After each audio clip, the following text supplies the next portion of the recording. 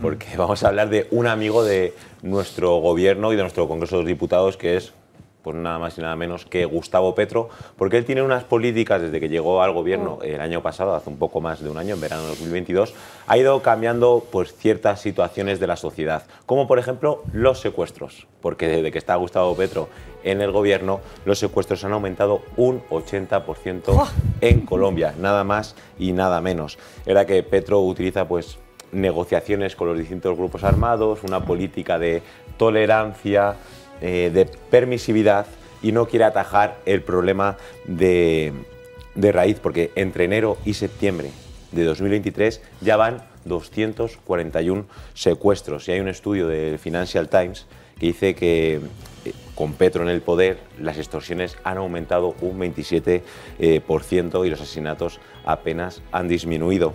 Y hay un observatorio que habla sobre los derechos humanos y diferentes datos sobre asesinatos, homicidios, robos, que ya habla de distintas conflictividades y la paz en distintos países.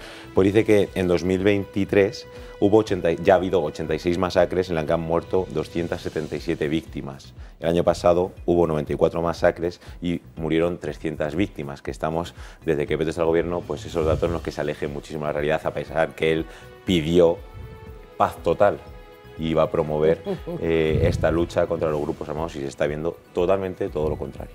Lo que me extraña es que no haya puesto el IVA en los secuestros, porque el gobierno podría ganar un pellizco. Lo que parece es que muchos de los que le votaron se están dando cuenta de esa situación, tal vez, y con el ejemplo de Argentina, en Colombia también puedan ocurrir cosas, porque no hay libertad, no hay seguridad, y es mentira continua también. Yo creo que acabarán aprendiendo que el diálogo, recordemos Zapatero y la T4, o sea que el diálogo está muy bien hasta un punto en el que dices hay que acabar con ETA y tienes que acabar de manera manu militar. Pero ¿no? Si Petro es del otro bando, ¿no? No, que bueno, pero digo el diálogo, esa idea de que todos se arreglan. Si no recuerdo mal, y además Petro es del otro bando, o sea, de la contra, ¿no? Sí. Entonces, ese famoso diálogo al final consigo mismo debe dialogar cada mañana. Todas las grandes resoluciones de conflictos terminan en mano dura. A mí todo ese diálogo está muy bien para jugar antes y jugar a la diplomacia, pero no se suele conseguir. Y ahora el Ejército de Liberación Central y el Estado Mayor, que es las FARC ya disueltas, entre comillas, han ido ganando mucha más presencia en territorios en Colombia. Pero sin embargo no saben ni guardar sus fronteras, porque parece que Maduro, ayer, las fuerzas de Maduro se pasaron la frontera de Colombia. O sea que ahí también hay un conflicto escondido, pero claro, Colombia tampoco puede soportar a tantos venezolanos.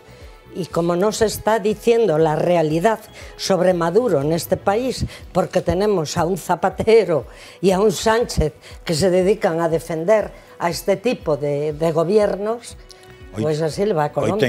Hoy en el No Entiendo Nada publico la entrevista con la presidenta de la Asamblea Nacional de Venezuela, que claro, como Dios de entender, tiene que vivir en España.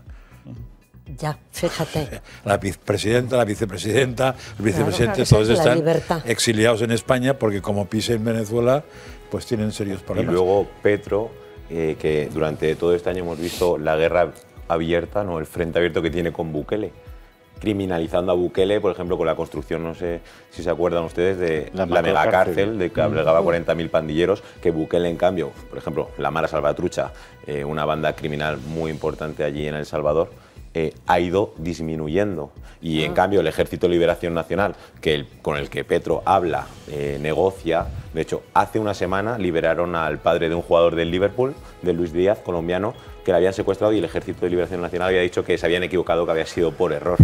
O sea que estamos viendo que la estadística y los datos no disminuyen a pesar de querer esa guerra total, y esa paz total. Aquí tenemos que aguantar que estos siniestros, porque yo ya he dejado de hablar de la izquierda, sino de la siniestra, estos siniestros nos dan lecciones del tema de tolerancia LGTB, promocionando a los países islamistas que cuelgan a los LGTB.